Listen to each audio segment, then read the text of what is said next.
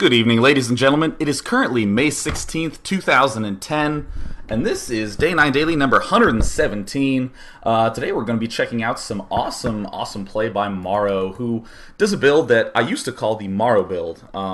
Or I should say, he used to do a build that I call the Morrow build, where in Terran vs. Terran, he would do this crazy early expand and would just barrel his opponent to death with tons of Marines and use like all his SCVs. This is way back in the patch days when SCVs had like 60 life, so they were really hard to kill.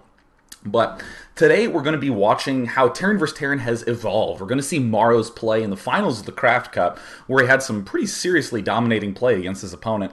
And honestly, Terran vs. Terran is one of the most interesting and dynamic matchups in StarCraft 2. It's kind of funny because, like, in the original Brood War, a lot of people just hated on Terran vs. Terran because it's all tanks and Goliaths and dropships. I thought it was pretty cool, but no such anything exists. I mean, people are making mass air, mass factory units, mass barracks units. I mean, it's just crazy changing all over the place. So we'll try to watch Morrow's games, get a little bit of insight into things, and hopefully we'll end up improving our Terran vs. Terran, because that is the goal of the Day 9 Daily. I do want to just make a handful of announcements. I did some awesome casts with Greetorp yesterday morning, and this morning was awesome. We had 20,000 viewers for yesterday and about 15,000 this morning. It was fantastic. It was for the Gosu Gamers Europe vs. Asia Invitational. It's basically a show match series between Europe and Asia, and I won't spoil any results for anyone, but those videos will be up soon on my Blip TV account, day9tv.blip.tv. I'm also finally in the process of re-encoding and uploading the things into there, so yeah, that's going to be awesome. So you can obviously get all my videos on demand over there. What else? Oh yeah, Greetorp and I are going to be casting that same tournament 3 weeks in a row. So Saturday and Sunday next week, the week after that, and the week after that, tons of crazy Asia versus Euro StarCraft action going on there. So I'm delighted to be part of that. Yeah, and without further ado, let's just switch over to the main screen. And by the way, do you like my overlay? It's my fancy schmancy overlay right there, because check this out, covering up the replay bar. That's fantastic, and I can even resize it. Look at my technology. Oh yes, fantastic. By the way, for any of you who are watching this on demand right now, or for any of you who are watching live and having lag issues, not the thing I wanted to open. There we go. Let's change that tab. There we go. For any of you having issues, ad block is a known issue. For any of you having, like 5 seconds of video, then a whole bunch of stuttering, and then another 5 seconds of video and stuttering, that's your ad block getting in the way of the advertisement. For some reason, Ustream's streaming service just completely does not like ad blocking. So disable that and see how it turns out. And definitely let me know if that improves the stream quality. Either way, we have Morrow spawning in the top right here as the red Terran. And in the bottom left here, we have his opponent, Jimpo, spawning as the blue Terran. Now, Morrow, as I was saying beforehand, used to love doing this insane style where he would go one barracks, fast expand, and then make like 4 more barracks and just Marine SCV his opponent to death. Yes, SCV was like the fundamental component to what he was doing, because the opponent's everything really auto-targets SCVs, so it makes it really hard to actually battle his Marine count. So Morrow abused this and just went mass Marine with tons of SCVs all game long. And already, look at this SCV I'm following around. This is some awesome fancy stuff that he's doing. He does not want to lose to any cheese. Look at that. Just made sure that nothing was going to get in his way of, any sort of early game. He scouted out this entire area. And other than that, his entire play is normal. He has a normal play. I love that. I love it when players transition from doing something kooky, like, sending an SCV and scouting everywhere, and then just pull right back and do something as normal as possible. It's all those little things that end up really upping your win percentage by quite a bit. Otherwise, it looks like Morrow is not doing the Morrow build. He is in fact just doing the pretty standard, getting the gas on 13, going to be getting an orbital command on 15. There it goes.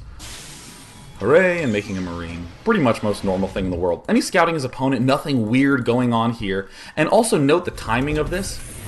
As he gets to his opponent's base, I'm going to need to slide this just a little bit over. Yep. As he gets to his opponent's base, this is about the time when he would have realized, or I should say, this is the time that he would have needed to do some sort of big deviation if his opponent was doing anything funky. Up until then, notice that like the SCV just got here right when the orbital command finished and the barracks finished. A lot of people sort of default scout on something like, 12. They just do it right when their barracks is building. Or, you know, a lot of Protosses scout right when they build their gateways. And it's always so useful to stop and say, is that really useful? Is there some piece of information I desperately need to get right now? And a lot of times the answer is no, there really is not. So you can delay your scouting by a little bit, and you can get away with that pretty effectively. So Morrow doing a good job just scouting a little bit later than normal. You know, he technically scouted around here early on, but pulled it right back. You do end up getting quite a bit more minerals if you delay your scouting by a little bit. Hopefully he kills this SCV, because I always hate it when an SCV manages to escape my base, doing a little bit of sparring, and God, Morrow getting real aggro with his Marines. Easy there, Morrow. But he pulls back. Nice and normal, and he's getting a factory down.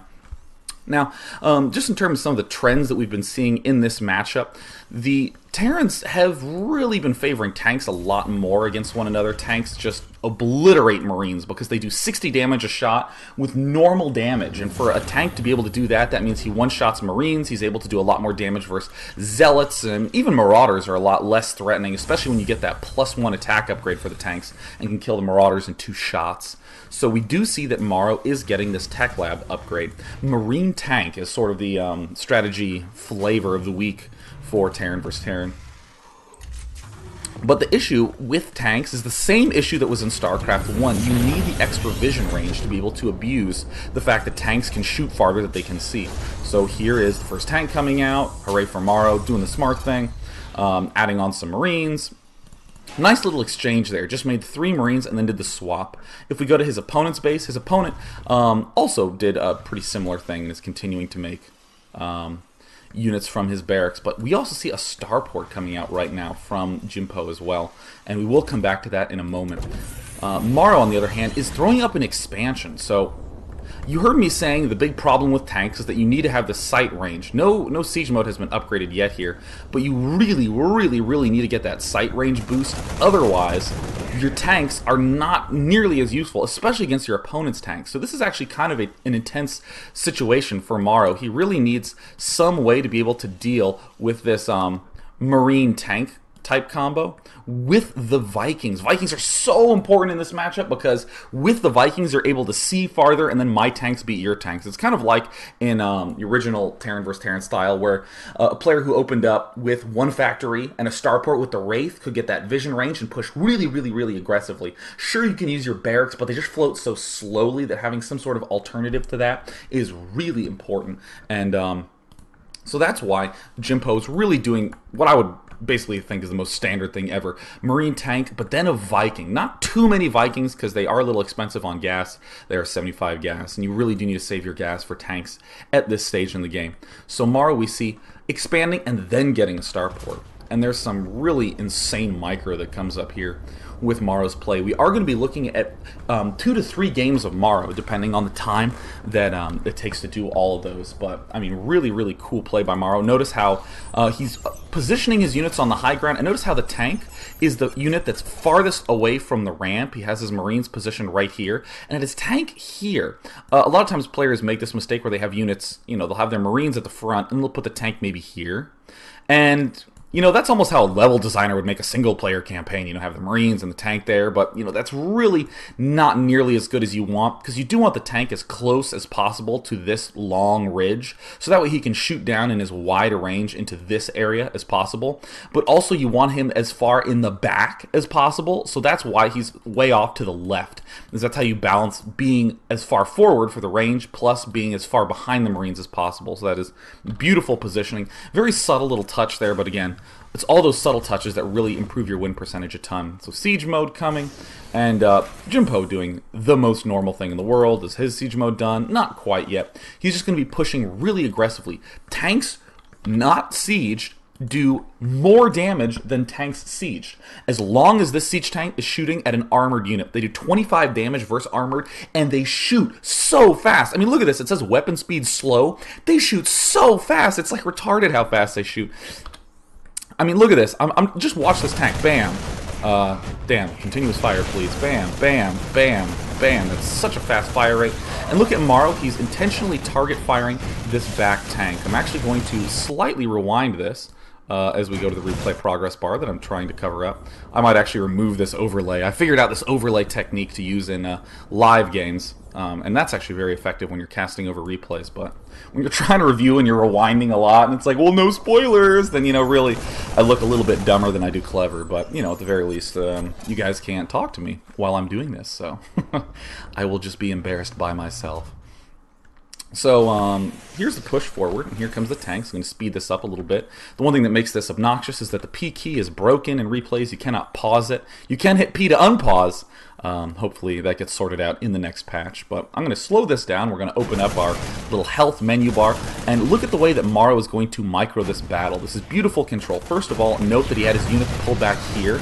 So that way he could wait as long as possible trying to get siege mode up. And he's leading with the SCVs. Again, very Morrow-esque. And look at him target firing the opponent's tank with his own tank. The Marines are pretty much firing at whatever, but he is shooting at his opponent's tank. Now this looks like a bad situation for Morrow. This, I think anyone would be like, oh yeah, terrible, you know. But Morrow does have an expansion up in his opponent's base. His opponent doesn't have any expos up, and as long as he can stay alive, he's going to be in great shape. He's going to abuse this high ground, low ground, and his siege mode will have just barely finished. And this is perhaps the most interesting touch of all, and I'll come back to this in just a second because his positioning is so key. Notice that he positions himself on the high ground just barely inside of range of these and ends up taking these out pretty successfully. And now anyone would look at this and go, oh my god, Morrow's going to have another expansion up, and it's going to be, you know, 2 base versus 1 base. His opponent hasn't even started an expansion anywhere here as we're watching in slow motion. Just pretty much tanks, Marines, the usual sort of thing. And again, look at how much damage tanks do. They shoot so fast. That's so incredibly fast. I'm just going to speed it back up to the normal speed, and of course this tank glitched a little bit, so Morrow doing some hero defense. But the one thing that I really wanted to point out, sliding the overlay away so we can actually pause this game, Morrow did a very clever thing. He was under a lot of pressure, and the question is, how does Morrow want to transition? He's using his tanks and his Marines very cleverly, doing some good positioning, barely getting his expansion up in time. He is a little bit behind on food. Just now, he has evened out the battle now that he's killed off the Vikings and the Marines. Very impressive. But he got a starport with a Banshee. Now, in general, there is always this question in Terran vs. Terran of how do I maintain any kind of aggression? I was actually having a wonderful discussion with Greetorp, who again is my co-caster on the GhostlyGamers.net Euro vs. Asia Invitational. And he just kept pointing out situations where, yeah, this unit that you make is going to be good against that unit that he's making, but you lose map control. So, for instance, I was saying, oh yeah, I love opening up Thor because the Thor one-shots Marines and you can repair it from so many angles, and that's great for defense. Siege tanks, also beautiful for defense. You can siege up and protect yourself from a whole lot of angles, but you have the problem with how do you maintain any sort of aggression. Yeah, Jim Poe has to pull back and everything, but he has complete freedom to move around the map. He can throw down like 4 or 5 barracks and just slam out a bunch of Marauders, and there's really not that much that the tanking Terran can do. That's the big issue, is how does the tanking Terran maintain any aggression? And Banshees and Marauders are units that you should always keep in your mind, are units that let you be aggressive. Marines as well. Marauders I tend to favor more than Marines in terms of discussion, just because there's so many armored units that are being produced. But Marauders and Banshees are what let you be aggressive, and always, always, always, always, always be thinking of some way to just get a Banshee or a Marauder. Just be aware of that at the very least, because as we're seeing here, this Banshee is really, really, really, really going to work very, very well at giving Morrow a chance to just do a little bit of counter-aggression. I mean, there are Vikings out around the map. He needs to be a little bit careful when incorporating them into his main army, because whoever is leading in the Viking battle is, in a sense, leading in the tank battle, because, again, the Vikings give the extra vision range. But, this Banshee is a nice little technique. We're going to see Morrow abuse this.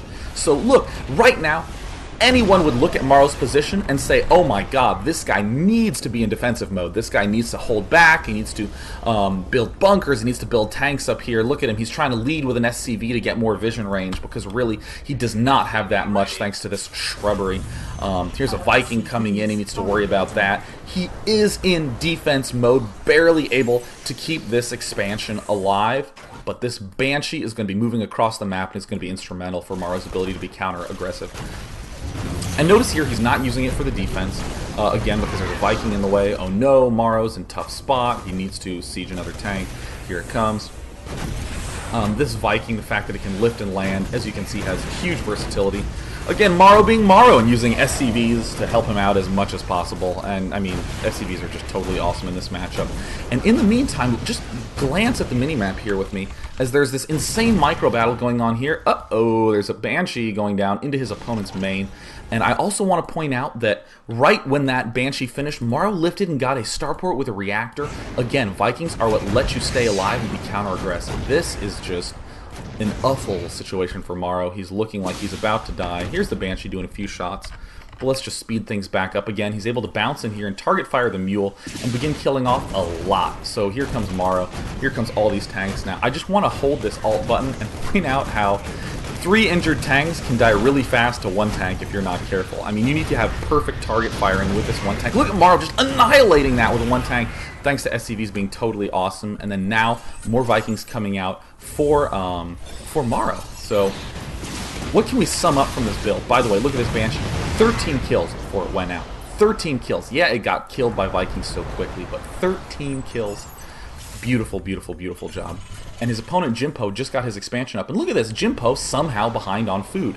You know, if I didn't have all these utilities in this game, if I didn't have the ability to stop and select Morrow's units and look up here, almost every player, including myself, would look at this position and go, wow, Morrow, you're in really rough shape. You only just barely defended that last attack, and it's important not to sort of succumb to that illusion. Really, the only reason it looked so scary is because all these units were constantly in Morrow's face, but Morrow was mining this entire time from this expansion, so he had a big advantage in terms of the economy there. And again, beautiful positioning on the tanks. This area right here is like the death zone in Terran vs. Terran. You can put tanks here to hit your opponent's natural, so a lot of players push there regularly. And here come Morrow's, Jimpo's Vikings, trying to do a little bit of damage here. And look at Morrow, just landing the Vikings. That's one of the best ways to deal with you having fewer Vikings. Just land and don't even engage in the air battle. But look at Morrow. Once he gets that expansion up, needed all those tanks and marines to stay alive, and then immediately gets these Vikings up off 2 starports. So let's just spend a brief period of time discussing this to make sure that we have a clear sense of the transitioning that Morrow's using. So, Marines and tanks, flavor of the week. That is the style that pretty much Terrans have gravitated to in the opening. Sure, there's a lot of variety that go on there. A lot of Terran players still love their Marine Marauder. Players like me still love their Thor. But the Marine tank is pretty typical. So what Morrow does is he takes a Marine tank and he does just a slight twist on it, squeezing in an expansion in there. So we can end up getting ahead of his opponent. Needs to deal with big aggression. If the map were not Steppes of War, I think Morrow would have had a way easier time dealing with all of this. I think very obviously that's true. But he can still get away with it on Steppes of War. That's sick. What a beast. I hope you're watching, Morrow, because you are a sick man. I mean, the ability to defend that is really impressive. But again, coming back to the play, he's going to open up Marine tank. He's going to get a Banshee if his opponent is being crazy aggressive. If his opponent is not being crazy aggressive, if his opponent is being a little more passive, say he's playing me, and he sees that I have a Thor up, he knows that this Thor is not going to be a threat at his front door for a time, so this means that the Banshee counterattack can't really happen, so Morrow just can chill. He can chill and build up. He can chill and begin getting a big tank Viking army to begin pushing me. But in this circumstance where he was dealing with insane aggression and was put up into way the passive mode, not just a slightly passive mode, defending for a little bit and getting a Viking and then attacking. He had to be very defensive because he lost, what, like 6, 7, 8 tanks in the early game, and that Banshee, I think, is super key in terms of his ability to just stay competitive in this match. So I just think that is incredibly important thing to note about this. That Banshee is a great little emergency throw in there. The Banshee might be a good technique to do in other scenarios as well. Again, Banshees are that unit that lets you be aggressive. And also, sorry, I said Marines and Marauders and Vikings. Let me try that a third time. I said earlier that Marauders and Banshees let you be aggressive. Vikings also let you be a little aggressive as long as you have tanks in the mix. Tank plus Viking is a nice aggressive composition, but Vikings by themselves are a little nah.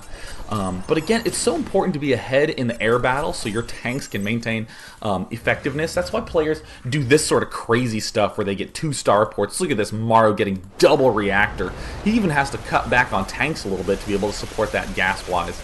And of course, as is typical in Terran vs. Terran from Brood War, as it is in StarCraft 2, we begin slowly building up in the gas front. We begin slowly building up in the mineral front because we're just pouring all our resources into gas. And just as this battle's happening, look for a moment at the fact that Morrow is so ahead in food. Now here is something that's going to go to show how powerful tanks can be when they're unsieged. Look, he runs up here, he's going to kill off these tanks without siege, and then it's just a bunch of Vikings against tank Vikings. And this is just not close. Look at how not close this battle is. The fact that Jimpo can poke up here and just crush this front. Fortunately, Morrow has 1 siege tank back here, and he has plenty more tanks and Vikings coming. But I mean, really, Jimpo is getting pretty far behind in this battle.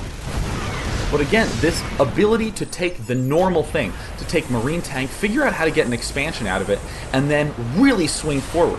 When you have this extra money, what do you do with it? Most players on one base will be going 1 barracks, 1 factory, 1 starport. When you get the 2 bases up, Morrow clearly seems to be favoring 2 starports, and I think that is essential to note. The fact that he's able to get in here, and here comes what I think is going to become a standard tactic in Terran vs. Terran. He's flying around with these Vikings, and everyone would go, oh yeah, you can land the Vikings and maybe kill some SCPs, but then you'll have to back off.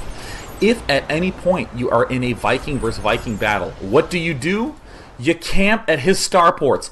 Done. No Vikings ever being made ever again for Jimpo. He is done in the air front. Look at this, just hanging out, sitting here. It's like Scourge sitting over eggs in Zerg vs. Zerg. So when the Mutalisks or the Scourge pop up, you hit him right there. It's too risky to build anything out of these starports. So he has to chill back and look, an engineering bay going down.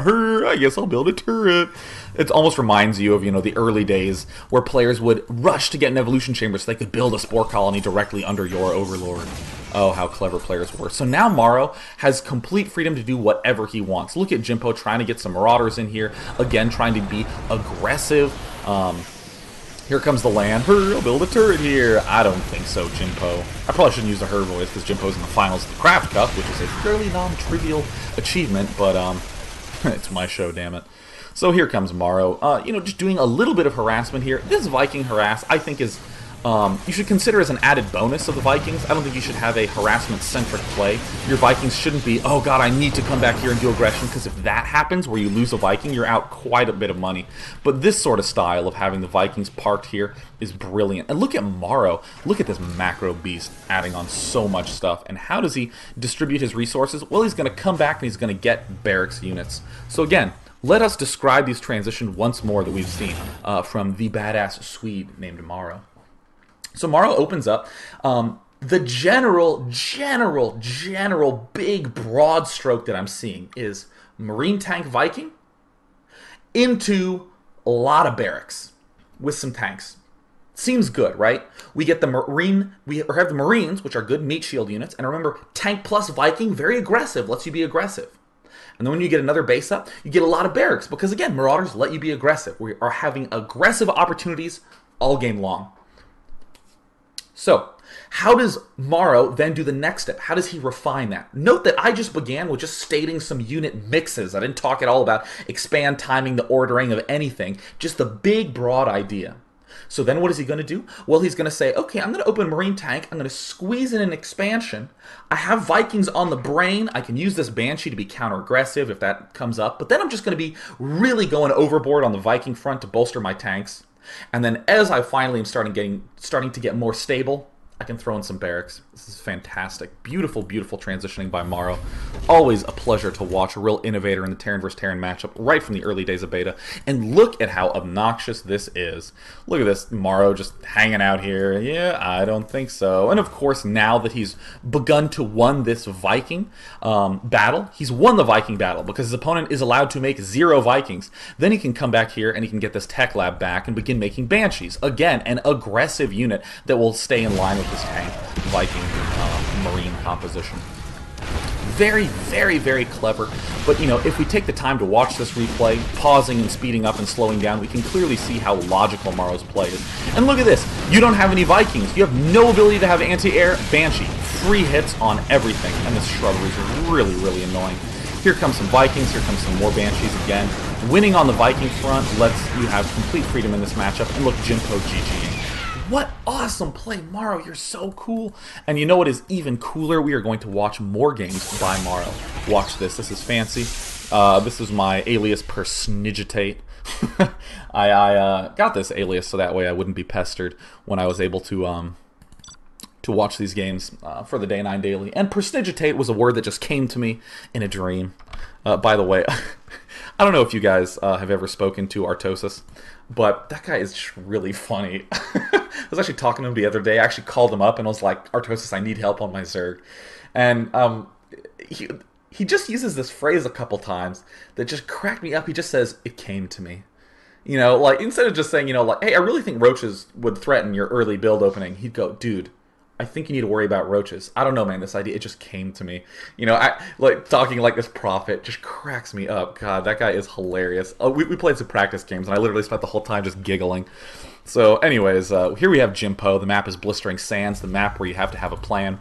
Now, very often in all these StarCraft 2 beta commentaries, I tend to steer clear from the map discussion because, I'll say this now, and it's so important to note. It's so important to note. You need to know the big, broad ideas of the matchup before you get overly excited about the terrain. Too often, players, you know, they get these aimless boners, right? They see a cliff and they go, Thor drops, and they freak out, and then every single game they're Thor dropping, and yeah, I'm the best player in the world. But the problem is, when you Thor drop and it works, now what? Okay, you've killed off his expansion, but he still has a main. You can't Thor drop his main from this cliff that's like 1,000 feet away. You need to have a better, more well thought out plan for that point. So think in terms of the big, big, big broad strokes. And once you have this solid unit composition down, like, okay, Marine, Tank, Viking, and then I can get Banshees and Marauders later on. Oh, amazing. Once you get that down, then you can start going, hey, I can put my Tanks, Vikings, and Marines here, and that'll abuse the terrain. So here is a bit of terrain that I think is important to note.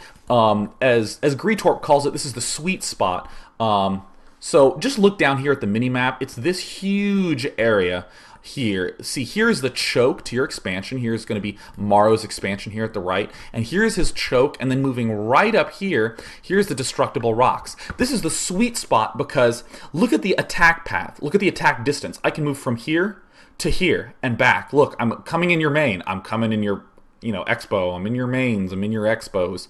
But look at the defender. The defender has to move units from here and then up this ramp and then swing all the way up around here. And then, oh no, he's going back the other direction. Holy shit. And then he has to swing all the way around here. In other words, this favors the aggressor by a fairly significant margin. That's why this is the sweet spot. You can abuse stuff so well if you are here. This is true for all matchups. But again, make sure that you know your big broad strokes, your big general unit compositions, and then you can figure out ways to abuse that. So already I am feeling like Marauders are going to be quite threatening given this little attack area right here. Marauders have the mobility, and also they're in that list of units that I said, ooh, they're very aggressive. They let you get in your opponent's face. I'm not just, you know, saying, oh my god, here's a space, therefore Marauders. You know, I'm noting that Marauders have their uses in the matchup. So Jimpo, looks like Jimpo's doing the Morrow build, and Morrow's not doing the Morrow build.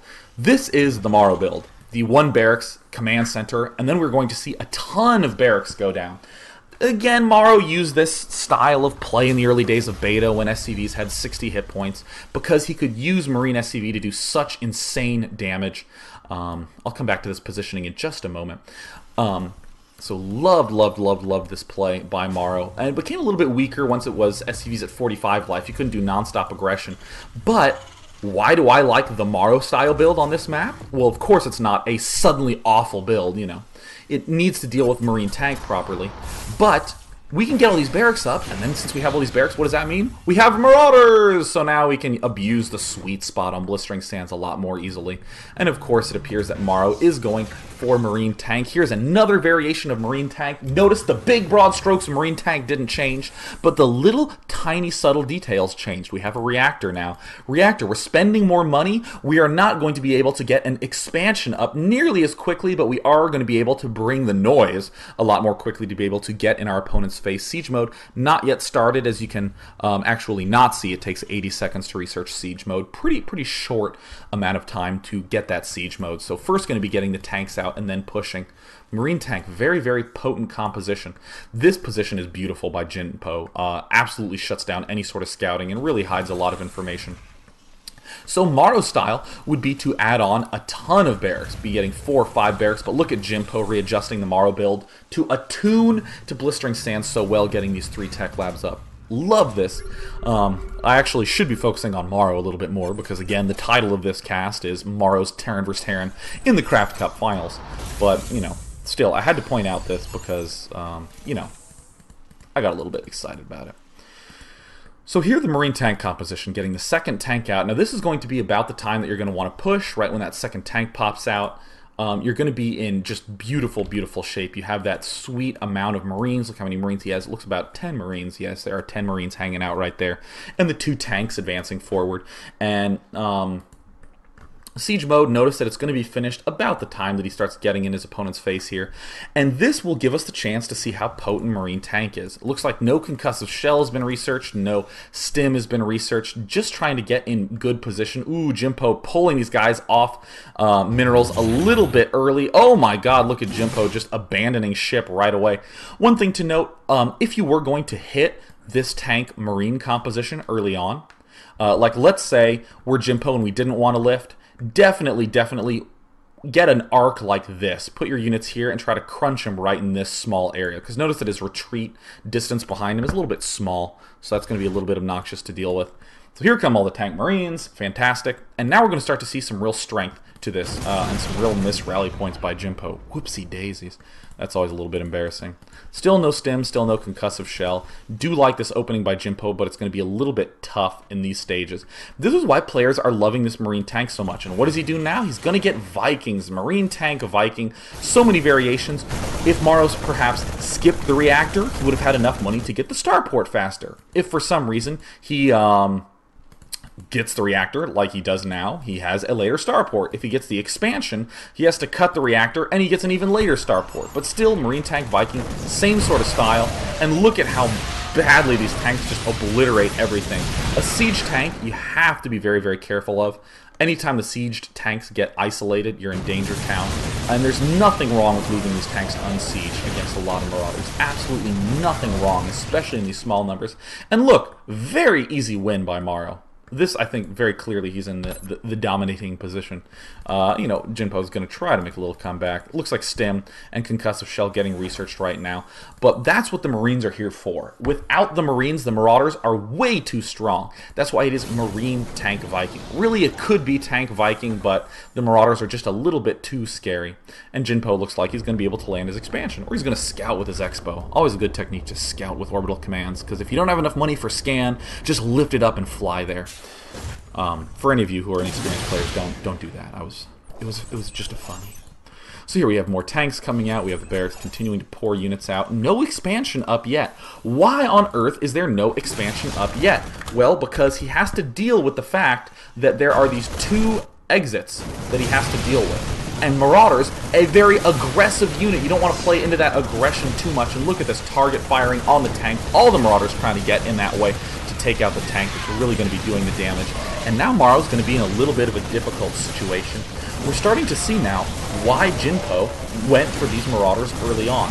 Now that they've taken out the tanks, it's going to be a little bit tougher to deal with these Marauders. Again, the tanks do absurd amounts of damage against these Marauders. But now that Jinpo is finally stabilized, it looks like his concussive shell is done. His stim is done too. So this is actually scary time. And again, anytime there's a threat of big aggression at your front door, you can get some Banshees. Notice that I said that the exact same way this game as I did in last game. In last game, there were a bunch of tanks and Vikings and Marines barreling down the front, and a Banshee worked great. Now there's a bunch of Marauders that are going to be ready to barrel down the front. You can get a Banshee. Huge aggression allows for Banshees. Banshees are good at being counter-aggressive. So here comes more tanks, more Marines. Has to be in a defensive posture. But again, Morrow is going to have this Banshee, and just as an added bonus, nothing that Jinpo has can shoot up. But we're seeing now, oh my god, look at this. It's a bunch of starports coming out. Vikings, very, very, very important unit to be able to get out. This is going to be a little bit thin. Nicely placed defense. Morrow has to pull back. And what does Jinpo do? He cuts forward, and then he cuts back to these destructible rocks. Brilliant play. Look, he moves forward. Oh my god, I have to siege my tanks up. I have to be in defensive position. Oh no, the sweet spot. Now I have to pull back and defend this area, and now he has to move all his units back if he wants to be able to defend this properly. And here's the Banshee kind of spotting this. And Morrow, ooh, yeah, did not actually see those units destroying that destructible rock, having to pull back. And of course the Banshee, what an awesome unit. Operates a lot like a Wraith in the original Brood War, that it can pop in here and do sick damage if your opponent doesn't have anti-air, if he favors tanks too much. So here come all these Marauders, stimming, not quite enough, and Morrow's going to have yet another very decisive victory. Looks like we have some Vikings coming up. Again, good transition by Jinpo. Wants to open Marauders, abuse the sweet spot, and then just return to Tank Viking. Tank Viking again. Very, very typical sort of little mix here. But Jinpo not giving up yet. He does have his expansion up for a lot longer of time, as we can see. He's a little bit behind on the food count. There should be another Viking out here at some point. God, that guy killed so many units. But Morrow wants to keep up his aggression. Throws in a Banshee. Banshees are great in this spot. Instead of Marine Tank Viking, looks like he went Marine Tank Banshee. Didn't have enough money to expand. Only now getting an expansion. And that's pretty late. That's 13 minutes into the game. I actually knew that this game was this short, but notice that 13 minutes into the game for the ability to expand. Very, very, very late. Needed to keep up this aggression. And good game, it looks like. Jinpo is down 0-2 to Morrow, who again is a huge badass. So the one thing that I think I want to emphasize most about Morrow being a sick hero is the fact that he's throwing in a dash of Banshee. That Banshee, I think, is very, very, very cool. I mean, a lot of players are aware that Marines and tanks and Vikings are sort of the staples of the aggression, but then a Banshee just getting, just a little teaspoon of Banshees getting thrown into the recipe gives them a pretty strong salad of units. I really want to extend this food metaphor, but, you know, I'm not sure where it's going now, so let's just pull back on that. I mean, the Banshees, I really think, are instrumental for his ability to not only maintain aggression, but just to make his opponent's unit mixes unable to be that strongly stereotyped. I mean, if for some reason Morrow went for the Viking Marine tank, the very, very standard, I'm going to get the range on the tanks and use the vision on the Vikings for that nice synergy, then the mass Marauders would have complete domination and complete control over Morrow once he defended. So, I mean, that sweet spot so abusable by the Marauders, but when one Banshee pops out, suddenly that completely falls apart. And I want to make absolutely clear that you should not say that, oh, if my opponent doesn't have anti-air, I can just get a Banshee. That's not quite exactly right. It's that if your opponent is being really, really aggressive, you can get a Banshee, and it shuts down your opponent's aggression. In Game 1, Jinpo did have the Vikings out, and the Banshee forced everything to pull back, because if the Vikings have to pull back, then the tanks cannot move forward. The Banshee shuts down a lot of aggression. Again, don't confuse the obvious, simple stuff, like Marauders can't shoot up, with the... don't confuse that with the underlying fundamental strategy. There's nothing fundamental about, oh yeah, you just can't shoot up. Just get the thing that can't shoot up. I mean, because how often in a Zerg vs. Terran, in the original Brood War, does the Zerg have no anti-air? I mean, Zergling, Lurker, Defiler. I mean, so often you'll if you've ever had a buddy sit down and watch some Brood War with you, he'll say, well, wait a minute, why doesn't the opponent get some sort of air unit and kill him off? And the answer is that, well, the Wraith is so easy to counter. You can just make some Scourge or something like that and hold it off. But in this game, how do you deal with the Banshee? Well, he has to pull the Viking back. How does he deal with it if he's making Marauders? Well, he can't actually deal with it, but the same result happens. Shutting down of aggression. So here we have Jinpo spawning in the bottom position. We have Morrow spawning at the left position. Now, this is a map where I would favor getting those tanks out a little bit a little earlier and getting this expansion out a little bit earlier, because we have this beautiful cliff right here. We can do some nice abuse. And I think the only way that we would end up losing this expansion is if our opponent rushed for tanks with dropships up here on the high ground. And how would I respond to that? Well, I would just lift the command center, chill for a little bit, and then when I got my Vikings and tanks, I would kill this off, land this expansion, and I would be in beautiful shape. Don't freak out from this cliff too much, because honestly, if Red, Jinpo, wants to get to this cliff, he has to go right by this main. So he actually has to take a really long path, swinging all the way around the middle to get up to this cliff, and that's just a little bit too far.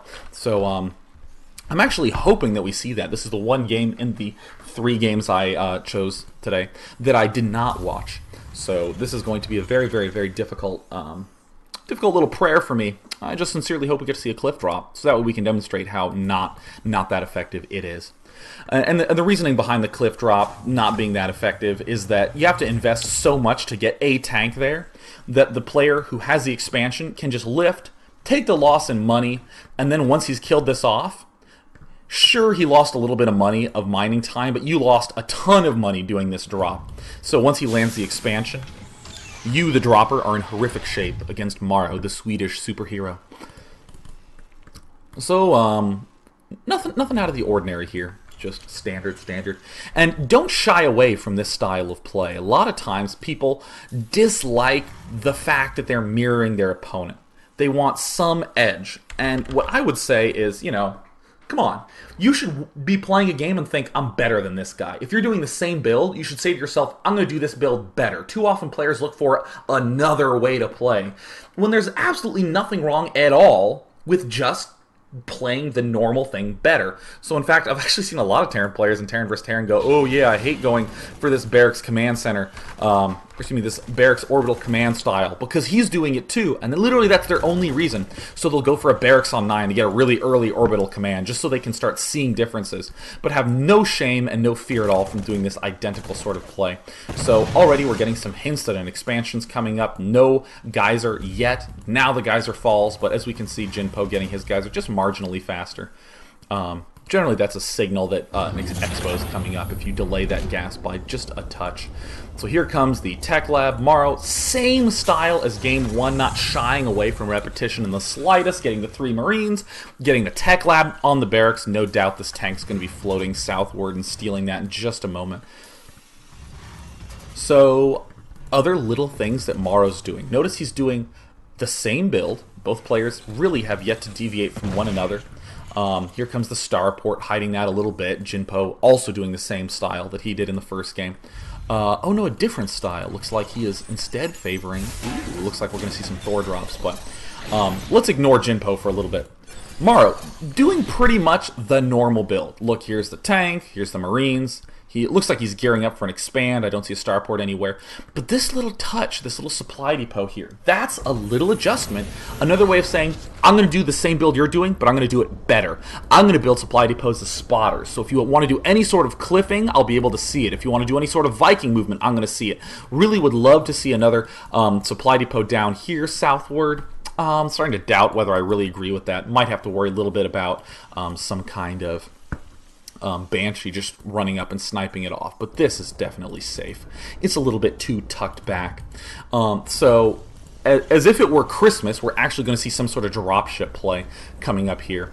Now, let's see how Morrow deals with it. Oh, God. Oh, thank you, Morrow, hearing me through time and space, and in retrospect, causing the game to be exactly what I would have loved it to be for educational purposes. Look at this. Tank Marine into the expand, exactly the build that we discussed earlier is very strong on this map, and he is expanding.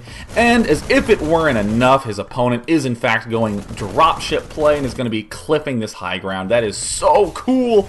Oh my God, that's so cool. So, we do see that the starport is going down now. Again, sneaking this command center in and then getting the starport for maximum tank Viking play, and also using this barracks. This is a very interesting touch. I don't need Marines to defend that much because I have this high ground where I can plant a tank back pretty far and see a huge vision range. So here comes Morrow. Notice how he's taking these double gas geysers really fast. This is actually very subtle, so it's important to note. This is not merely him saying, oh, gas is important, let me get some gas.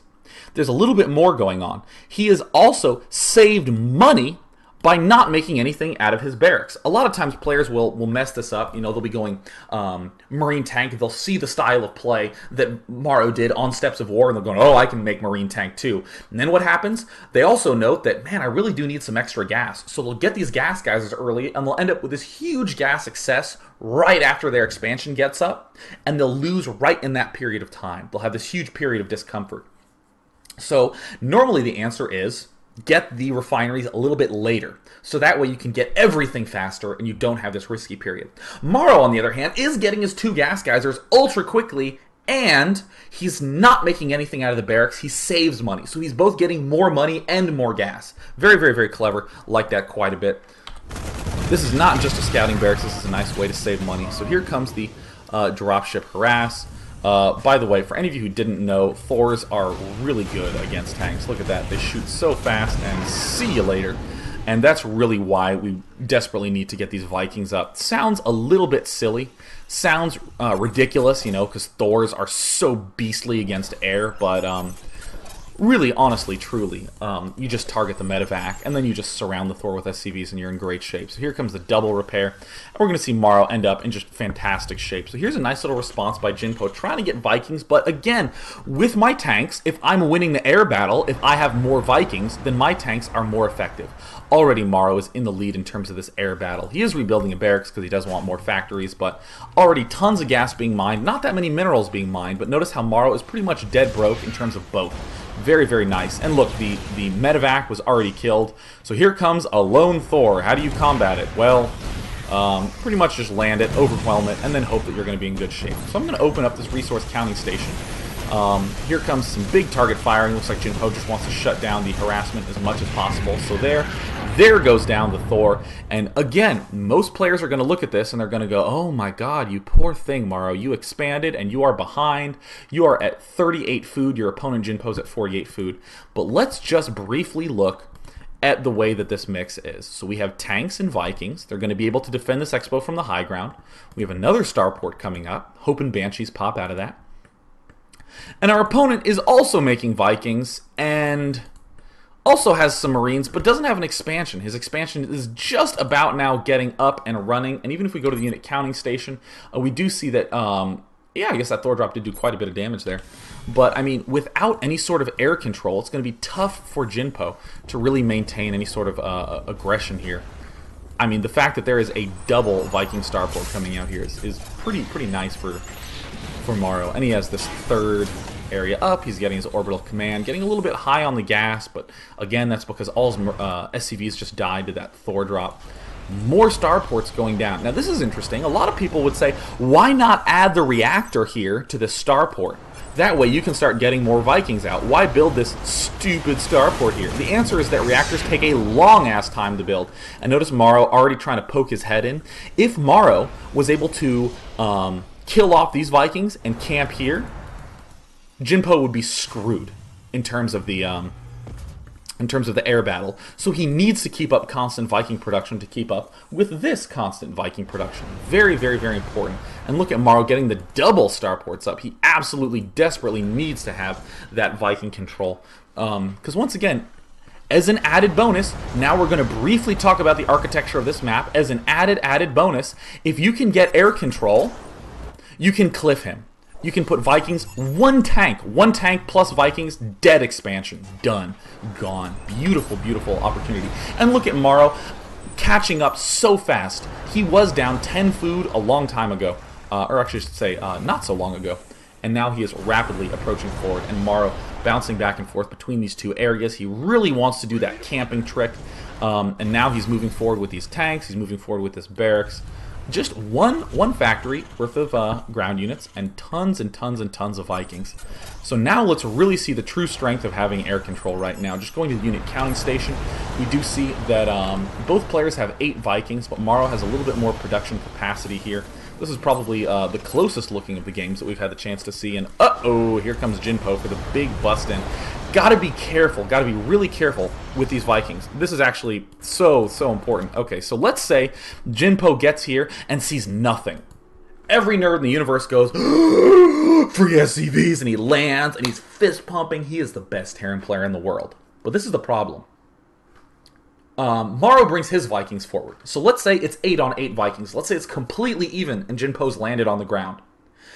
If, for some reason, Jinpo decides that, oh my god, let me try to lift up and run away.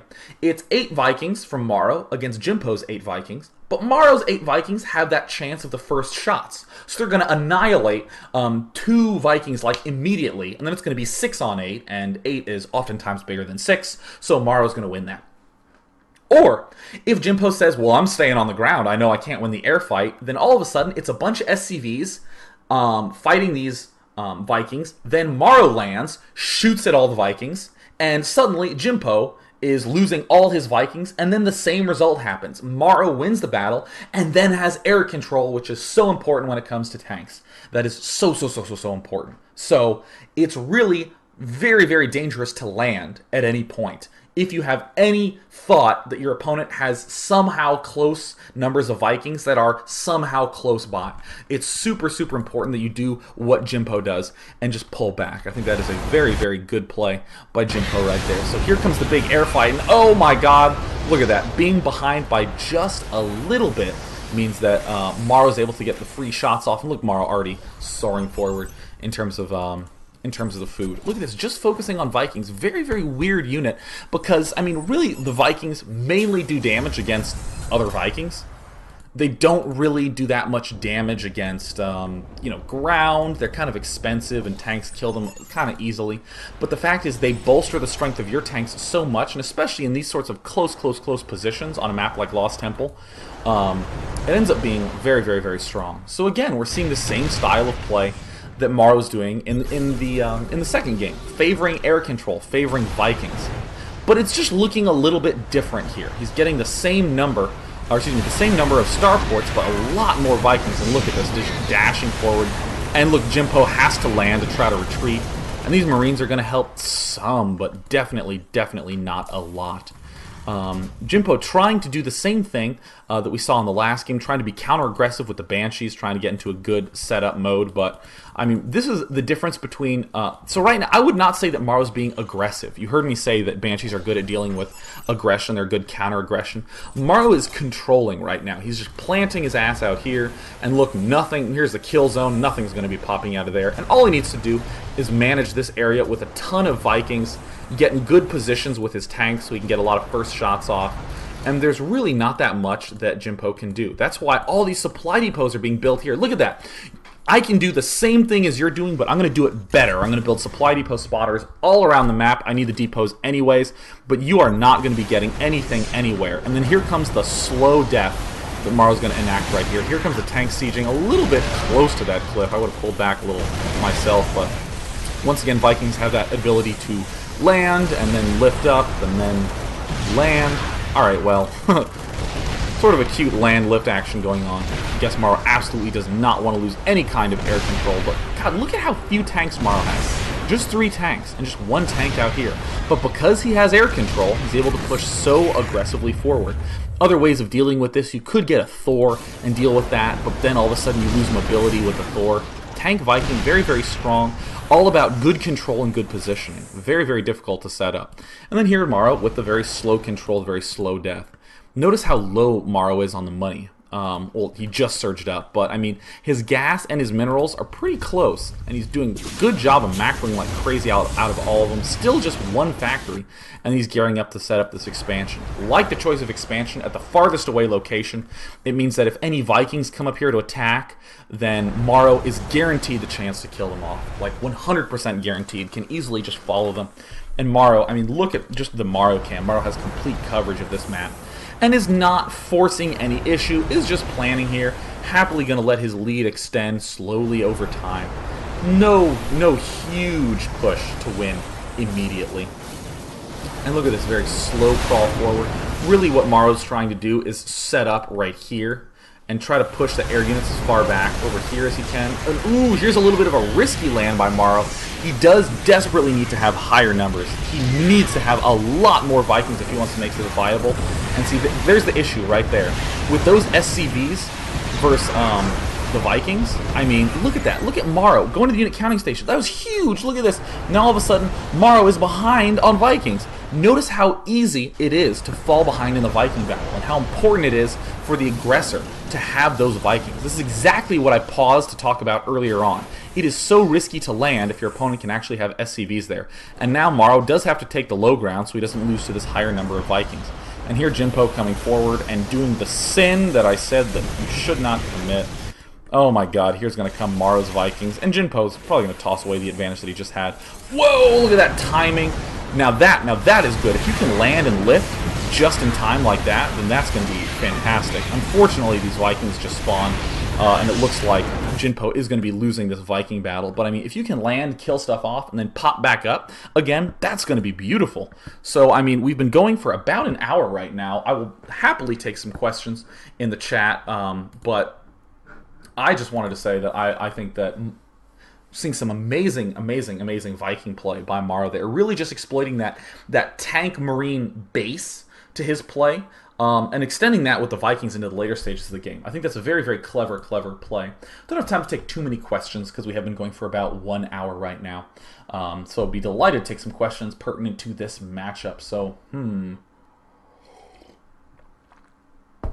Alright, so Kaz Node says, Day 9, why did it take so long for the standard TvT game in StarCraft 2 to turn into this tank air style, especially considering how similar it is to StarCraft 1 Terran vs. Terran?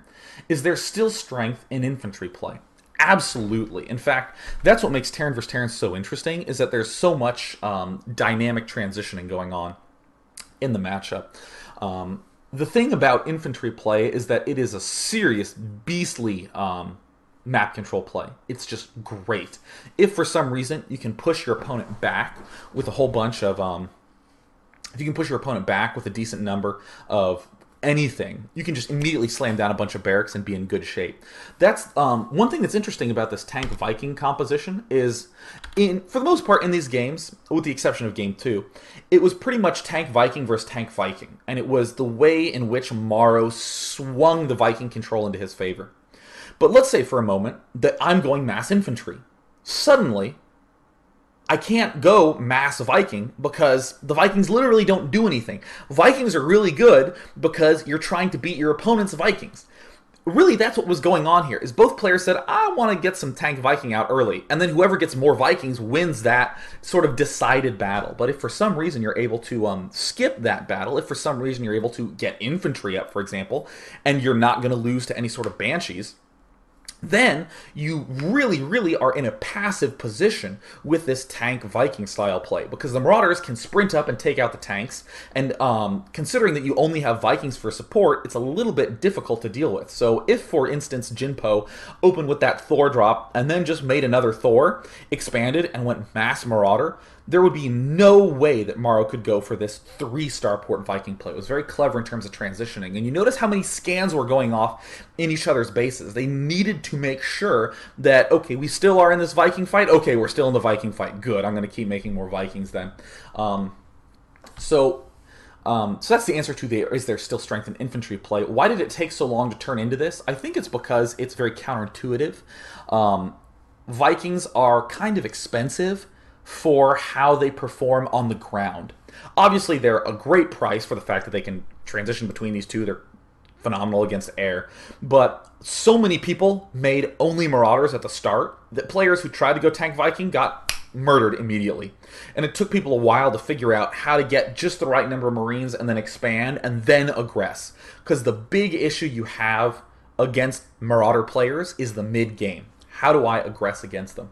So yeah, I personally get a lot of Marauders in my Terran vs. Terran play. Open with tanks, but then get a lot of Marauders. Ugh, feel beastly.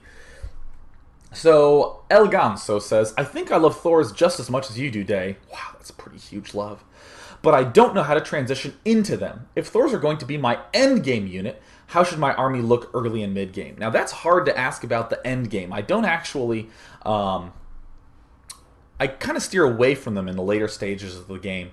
Generally, the way to get Thors are to have some kind of aggression while you're getting the Thor. So for instance, I open up Marine with a fast Hellion, and I push, because if my Terran opponent is going for this style of play, he won't have enough Marines at his front, and I can kill off all the Marines because I have a Hellion there. I just need to work on not being awful with my Hellion control. And in the meantime, I end up getting a Thor. So a lot of times you'll see players respond to my style of play by getting a Banshee up, because again, if I'm dealing with aggression, I get this Banshee to do counter-aggression, and then I have a Thor up, so I'm in good shape. Of course, now I have the problem that I'm in really passive territory, and the player who went tank Banshee has the ability to do a little bit of obnoxiousness to me, to push against me, to expand and get map control against me, but I like that quite a bit. Now the question is about Thors as an end game unit. How should your army look early and mid game? Well, because I have a little bit of an issue with saying, I want to go Thors in the late game. Yeah, because the fact is, if your opponent is getting a lot of Marauders, you're going to be in a little bit of trouble. So what I would say is, you can open like Marine Tank, same style of play. Or actually, you could open up Thor, just get 1 or 2 Thors, and then Marine Tank, and then try to push out. You're going to have a little bit of problems with map control, but I think what really makes the Thors strong is if you have a Raven in the late game, because the point defense drone is just so incredibly powerful. So I would definitely look at ways to incorporate a starport with a tech lab and the Thors into play, because then you actually can be a little bit more aggressive with those Thors. Because again, if you throw down a point defense drone, the Marauders do exactly 0 damage for a few seconds against the Thors. So that's phenomenal. And of course, Parmer also asking about the role of Ravens in the Terran vs. Terran matchup. Beautiful, beautiful units to use against Marauders. They are like my anti-Marauder. So we will just take one last question. Let us see here. Oh, you know what? I'll take this and then one more question. Galad Hrim says, if Thors take down tanks so quickly and are also amazing versus Vikings, why not just mass Thor? The problem is mobility. When I say a Thor takes down a tank really quickly, I'm personally thinking about my experiences when I do the opening I just described with the Hellion Marine into Thor. Terran players try to push with Marines and tanks, and you can just repair it with 8 SCVs, and the Thor can kill the whole push. It's awesome. But it's really hard to march all the way across the map, because I've actually made this mistake against QXC more than once, where I'm like, alright, cool, I have 4 tanks, I have 3 Thors, let's push, and QXC has made just like 12 Marauders and some Marines, and just kites up, kills everything off before I can get into a good siege position, and I'm done. So that really is the issue, is the Marauders are very, very strong against Thor, not just in terms of being able to do damage, but in terms of map control. They control the map so well. They're so incredibly brutal. Day 9, why didn't we see either player make Zerglings? It's an excellent question. Because they use a technique that I do, which is that even if you choose random, try not to spawn Zerg. Very strong technique I've been exploiting for far too long. Really need to play that Zerg player. So, I will take this last question. This is fantastic, by Virux Red, who says, Day 9 in Terran vs. Terran, I like to lift my factory on top of my opponent's cliff on Lost Temple or Kulas Ravine as a faster tank cliffing, and then I get Vikings to defend from air. So this is actually quite brilliant as a tactic. And again, I call it a tactic because it's a nice little thing I'm going to do, but the overarching strategy is still tank Viking. Is this viable? Because again, with the tank float, I don't have to worry about getting the dropship. I can go into Vikings right away. This is the response I would say to that. You're going to end up with a lot of fun and easy wins. You're going to end up with a lot of situations where you cliff the high ground and you contain your opponent. You're like, yeah, you know, I'm in beautiful shape right now. I've won.